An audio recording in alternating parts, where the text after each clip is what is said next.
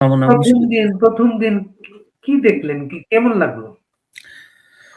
বাড়ি ভাই যেটা বললেন যে আমি একজন মুক্তিযোদ্ধার সন্তান। আমার পরিবারের সবাই মুক্তিযোদ্ধা। মানে আমার বাবা, চাচারা, ফুপু এবং আমার যে চাচা আ আমি যে চাচাদের যারা চলে গেছেন আগে, যেমন আমাদের একটা ছোট চাচা ছিলেন, আছেন, মারা গেছেন। বাহার চাচু। উনার বয়স ছিল ২১ বছর, ২১ বছর। মুক্তিযোদ্ধা। বীর প্রতীক ২ বার। এরকম সবাই। সো এবং আমি ছোটবেলা থেকে বেড়েই উঠেছি বাংলাদেশকে ভালোবেসে, নিজেকে নতজানু না করতে শেখা এবং কোনো কিছু পাওয়ার আশায় দেশকে ভালোবাসা না। এবং মুক্তিযুদ্ধটাকে ধারণ করা। মুক্তিযুদ্ধটা আমার মানে আমার মুক্তিযুদ্ধ পড়লেই আমি একটু আন্দোলিত হয়ে যাই, একটু আমি ধারণ করি। এটা আমার রক্তের শিরায়। বাংলাদেশ, স্বাধীনতা, বঙ্গবন্ধু, সংবিধান, সংসদ, এটা একটা পবিত্র জায়গা। সেটা দেখে, দেখে বড় হয়েছে এই সংসদ এরকম হয়। অনেক বাজে সময় গেছে, অনেক খারাপ সময় গেছে। কিন্তু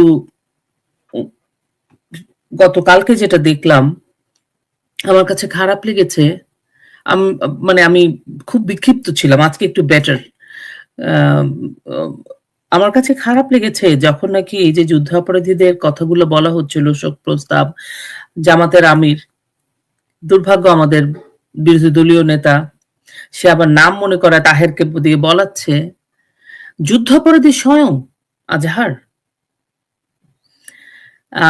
সে কোন কমিটির জানি মেম্বার হলো? সংসদীয় কমিটি, রাইট?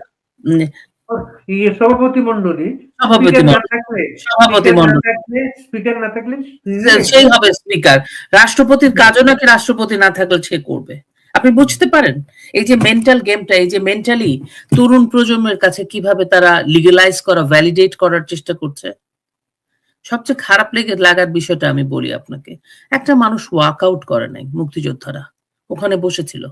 আমি সাংসদদের কথা বলছি। ওখানে মুক্তিযোদ্ধা সাংসদ ছিল না? মিস্টার চুপ্পুকে দেখে যদি জামাত, সে কিভাবে করবে? তার সংসদ নেতা তো একটা, আমি ওই পর্যন্ত আসছি। সংসদ নেতা স্বাধীনতার ঘোষক জিয়া, রাইট? ওনারা স্বাধীনতার ঘোষক হওয়াটাকেই খুব গুরুত্বপূর্ণ মনে করছে। তার মানে কি মুক্তিযুদ্ধটা ওনাদের, বঙ্গবন্ধুকে ওনারা সাইড রাখছে, এত রাখলাম সাইডে। উনি তো স্বাধীনতার ঘোষক, উনি তো বীরোত্তমের সন্তান। আমি তো একজন মুক্তিযোদ্ধার সন্তান, উনি তো বীর উত্তম। উনার বাবা স্বাধীনতার ঘোষক, বিশাল বড় ব্যাপার। সে বিশাল বড় ব্যাপার। সেরকম একজন প্রধানমন্ত্রী তার সংসদে দাঁড়িয়ে তাকে তার সামনে তার স্পিকার আবার একজন বীর বিক্রম বা বীর প্রতীক সামথিং, ওই যে স্পিকার এখন যিনি হয়েছেন মেজর হাফিজ, উনাদেরকে উনাদের মাধ্যম দিয়ে বলা হচ্ছে যে যুদ্ধাপরাধ এবং রাজাকারদের জন্য শোক প্রস্তাব করা হবে। দণ্ডপ্রাপ্ত যুদ্ধাপরাধীরা চিহ্নিত। এটা প্ল্যান দেয় লোপা।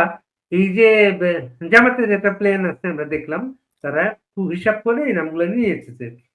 বিএনপির যে যাদের গত অনেকদিন পর তো পার্লামেন্টে আসলো বিএনপি, সে সাইফুর রহমান থেকে আরম্ভ করে ইলিয়াস আলী, যারা তাদের নেতা ছিল, তাদের নাম কিন্তু এখানে তারা আনে নাই। মানে তাদের কোনো প্ল্যান নেই, তাদের কোনো পরিকল্পনা। আমি প্ল্যান নাই এটা আমি বলতে চাচ্ছি না। একটা বিএনপির একটা প্যান্ডোরা বক্স ছিল। সেই প্যান্ডোরা বক্সটার কিভাবে তাদের রাজনৈতিক দলটা তো মুক্তিযুদ্ধের পরে হয়েছে। হ্যাঁ, বঙ্গবন্ধু হত্যা হওয়ার পরে হয়েছে। আওয়ামী লীগ বললে মুক্তিযুদ্ধের বাংলাদেশের জন্মের আগের দল আওয়ামী লীগ। আওয়ামী লীগের নেতৃত্বে বাংলাদেশ হয়েছে, কিন্তু বিএনপি হয়েছে বাংলাদেশ হওয়ার পরে, খুব একটা ক্যাওয়াটিক সময়ে। এবং সেই সময়টাতে তারা কোন স্পিরিটটাকে তাদের সহযোগী বানিয়েছে টু গেট দ্য পপুলারিটি, তাই না? তখনকার প্ল্যানটা ছিল আওয়ামী লীগ বিরোধী এন্টি আওয়ামী লীগ একটা দল গড়া, একটা রাজাকার আলবদর। এটা কিন্তু একটা মনে করেন একটা বক্স, প্যান্ডোরা বক্স। সেই তারা অনেক বছর যাবত এই রাজনীতিটা করে আসছিল। কেন রাজনীতিটা করে আসছিল? কারণ জামাত তাদের আন্ডারে ছিল।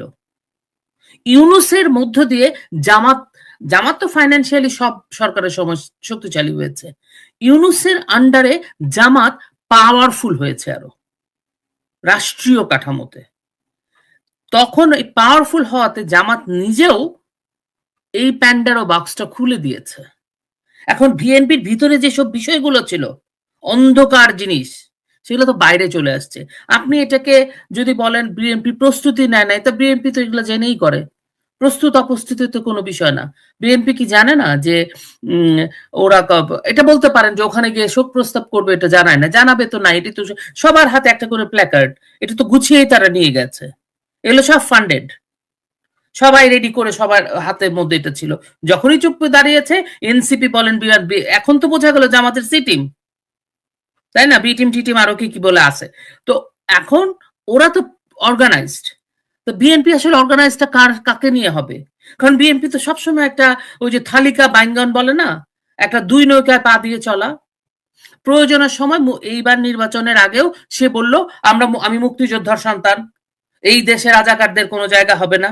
যেই মুক্তিযোদ্ধাটা ইলেকশন মানুষ ম্যান্ডেট দিল, যারাই ভোট দিয়েছে ওকে মুক্তিযোদ্ধা সন্তান, এবারও ম্যান্ডেট দিয়ে বিএনপি কে পাঠাও।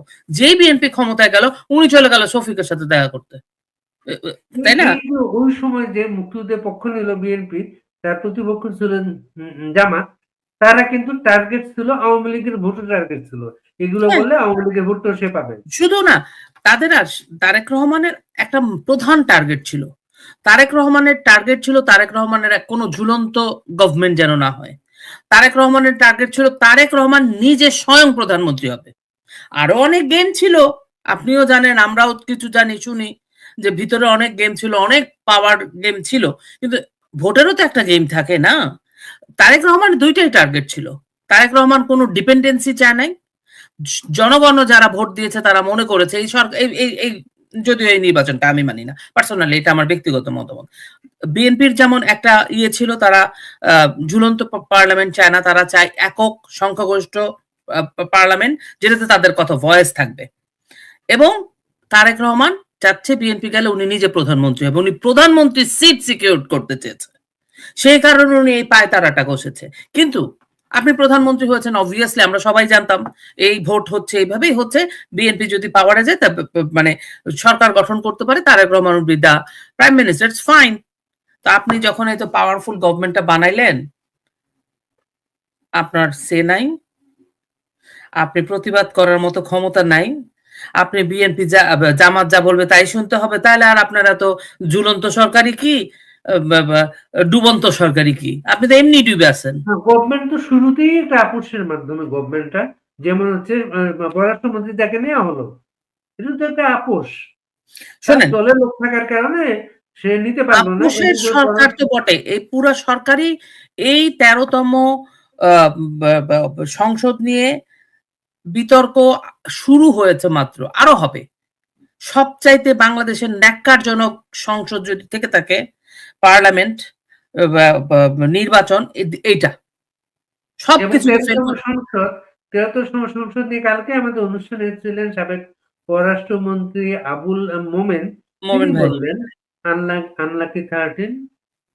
হ্যাঁ, এই আনলাকি 13 থেকে আমাদের বেরোতে হবে, সেটা তো আছেই। কিন্তু আমার বক্তব্য, যেভাবে আপনি যান, আপোষের মাধ্যমে যান, যেভাবে যান, অনেকে বলে এটা ওনাদের কৌশল ছিল, সেভাবেই যান। আপনি যখন একটা ইন্ডিপেন্ডেন্ট স্ট্রেংথ নিয়ে যাবেন, আপনার স্ট্রেংথ আপনি দেখাবেন না, তার মানে কি স্ট্রেংথ আপনি দেখাতে চান না আসলে। আমি এভাবে দেখব। কেন দেখাতে চান? আপনার বন্ধু আসলে জামাতি, আপনার বন্ধু মুক্তিযুদ্ধ বিরোধী শক্তি, আপনি প্রয়োজনে মুক্তিযুদ্ধ কার্ডটাকে আপনার পকেটে রেখেছেন, যখন দরকার হবে তখন ওই কার্ডটা আপনি ব্যবহার করবেন। আপনার দলের মুক্তিযোদ্ধার সন্তানরা যুদ্ধাপরাধীদের বন্ধু, সন্তানদের বন্ধু। আপনার দলের যেসব মুক্তিযোদ্ধাদের আমি আশা করেছিলাম ওনারা যে একজনও দাঁড়িয়ে যদি প্রতিবাদটা করতেন, এটা কি বলছে? এটা হতে পারে না। একজন সাংসদ, উনি ইতিহাসের নাম লেখা থাকতো, 100 বছর পরেও বলা হইতো ওই সংসদে ওই ন্যাক্কারজনক ঘটনা ঘটেছিল, ওই সাংসদ। একটা প্রতিবাদ চাচ্ছেন, সবচেয়ে প্রতিবাদটা যিনি করতে পারতেন গত 18-19 মাসে যাকে আমরা দেখলাম, ফজলুর রহমান। আমি ফজলু তিনিও তো আঙ্কেলের কথা কথাটা তিনিও বলতে তো কথা চাচ্ছিলাম। বললেন না। কোনো প্রতিবাদ নেই। আমি জানি না ওই সংসদে নিশ্চয়ই উনি ছিলেন। ১ম অধিবেশনে থাকবেন না। আমার উনার সাথে অবশ্যই। কথা হয়নি এখনো। অবশ্যই ছিলেন। একটা মানুষকে দেখলাম না, বাড়ি ভাই। এটা আমাকে প্রচন্ড পরিমাণে হতাশ করেছে। মানে আমরা কি সবকিছু আসলে আমাদের নিজেদের জন্য বলি?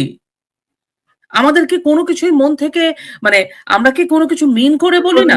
ফজলুর রহমান কি সংসদে তারেক রহমানের সামনে প্রতিবাদ করতে সাহস পেলেন না উনি? আমি আপনাকে একটা কথা বলি। উনাকে আমি 18 মাসে যেভাবে দেখেছি অনেকে অনেকভাবে বলেছে উনাকে এরকম বলেন না, উনাকে স্পেস দেওয়া যাবে না। কিন্তু আমি মনে করেছি উনি বঙ্গবন্ধুর কথা বলেন। উনি যে অনেক কিছু বলেন কিন্তু উনি আবার অনেক কিছু বলেছেনও মুক্তিযুদ্ধের পক্ষে। এইটাকেই আমরা সামনে রেখেছি। এখন উনি যদি সংসদে যাওয়ার পরে এবং উনি উনি কিন্তু তারেক রহমানের থেকেও সংখ্যায় বেশি ভোট পেয়েছেন। উনি কিন্তু উনি নিজেও কিন্তু নির্বাচনী প্রচারণায় ফজলু আঙ্কেল বলেছেন যে আমাকে আমাকে না জিতায় যদি রাজাকারদের জিতো আমি বিষ খায় মরে যাব। এরকম কিছু একটা ডায়লগ ছিল। এবং পাবলিক উনার যে মানুষ জনসাধারণ উনাকে কিন্তু সর্বোচ্চ ভোট দিয়েছে। উনি কিন্তু বিপুল ভোট সংসদে পেয়েছেন। ১ম দিনে যে উনি দেখলেন, চোখের সামনে যা দেখলেন, উনি বিষ খান নাই কিন্তু। না, মানে এর থেকে তো খারাপ কিছু আর হতে পারে না। হতে পারে বাড়ি ভাই? আপনি বলেন। তো না, হুম, এই এই অবস্থাতে এই আপনি যে আসলে কি বলবেন? একজন দণ্ডিত দণ্ডিত যুদ্ধাপরাধী আজহার, তিনি পার্লামেন্টে দাঁড়িয়ে বললেন, তাকে ফাঁসির রায় দেওয়া হয়েছিল। এই আন্দোলনের কারণে তিনি এখানে আসতে পেরেছেন। তিনি কৃতজ্ঞতা জানাচ্ছেন। সেই কৃতজ্ঞ সংসদ তাকে অন করেছে এখানে। হ্যাঁ, এবং এই যে আজহারকে এই যে পদটা দেওয়া হলো, এই সভাপতি মণ্ডলীর সদস্য, এইটাকে করা হয়েছে একটা ভ্যালিডেট করার জন্য। যা হয়েছে হইতে যা কার যুদ্ধাপরাধী এগুলা বলে কিছু নাই। এরা ভ্যান করতেছে। এরকম একটা মানুষের মধ্যে তরুণ প্রজন্মের মধ্যে ভবিষ্যতে এটা একটা মানসিক একটা গেম খেলছে তারা। তারা অর্থনীতি দিয়ে গেম খেলে। কারণ তারা তো অর্থনৈতিকভাবে জামাতকে প্রত্যেকটা গভর্নমেন্ট শক্তিশালী করেছে। প্রত্যেকটা গভর্নমেন্ট। জামাতের সাথে ব্যবসা-বাণিজ্য করেছে, জামাতের সাথে অর্থনৈতিক সুবিধা নিয়েছে, জামাতের সাথে পারিবারিক আত্মীয়স্বজন করেছে। হ্যাঁ? তারপরে জামাত যে